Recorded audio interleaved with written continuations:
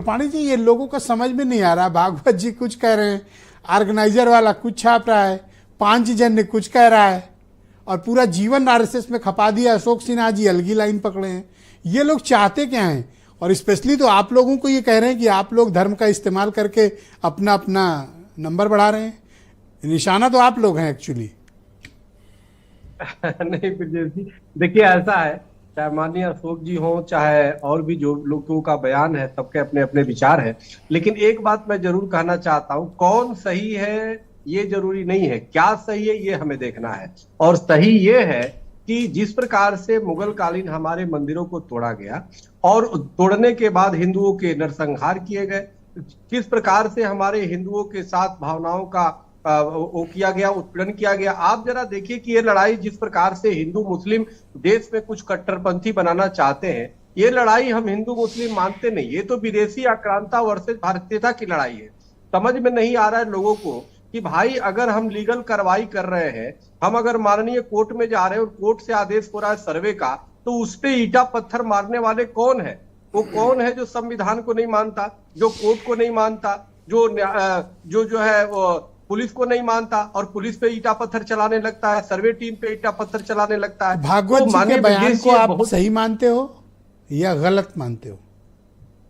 नहीं माननीय, देखिए अगर जो उन्होंने एक जिस प्रकार से जो बयान पहले भी दिया था, जो कि कितने मंदिरों में शिवलिंग खोजेंगे, उसके बाद और भी जो जिस तरीके से बयान है कि जो आप जो केस डाल करके या मस्जिदों में मंदिर खोज करके नेता बनने का जो प्रयास कर रहे हैं। देखिए राम मंदिर का सबसे पहला केस 1949 में हिंदू महासभा ने डाला था, आपको पता होना चाहिए, जिसको हम 2006 से हमने देखना शुरू किया और माननीय सर्वोच्च न्यायालय में भी मैं मुख्य पक्षकार था राम मंदिर में। वो अलग बात है कि आपको पूछा नहीं कोर्ट ने, न सरकार ने, न ट्रस्ट ने, न न्यास ने। आप लोग की तो गिनती ही नहीं हुई।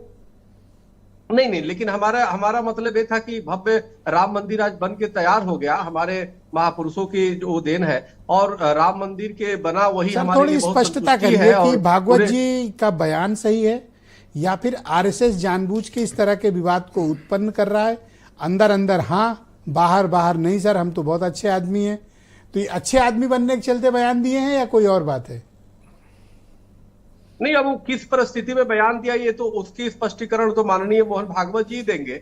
लेकिन मेरा ये मानना है कि जो जिसके संस्थापक माननीय हेडगेवार जी थे, परम पूज्य हेडगेवार जी थे, उनकी विचारधारा बिल्कुल राष्ट्रीय है। उनकी विचारधारा बिल्कुल ऐसे है कि हमें हर मंदिरों को लेना चाहिए और इसी निमित्त हमारी तो भागवत जी ने बयान क्यों बदला? कोई दबाव या आरएसएस अपनी नीतियां, अपने विचार बदल चुका है? आप क्या मानते हो?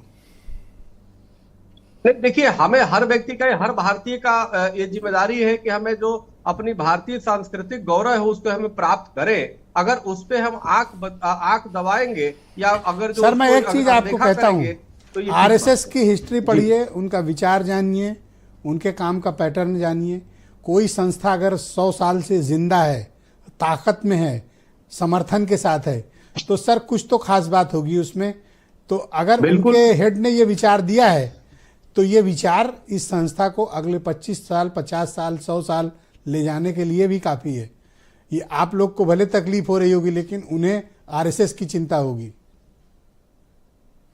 नहीं बिल्कुल विजय जी, देखिए उनके आप जैसे विचार के लोग उसे टेक ओवर न कर लें। नहीं टेक ओवर हम जैसे लोगों को, हम वही विचार का टेक ओवर, संस्था का नहीं कह रहा हूं।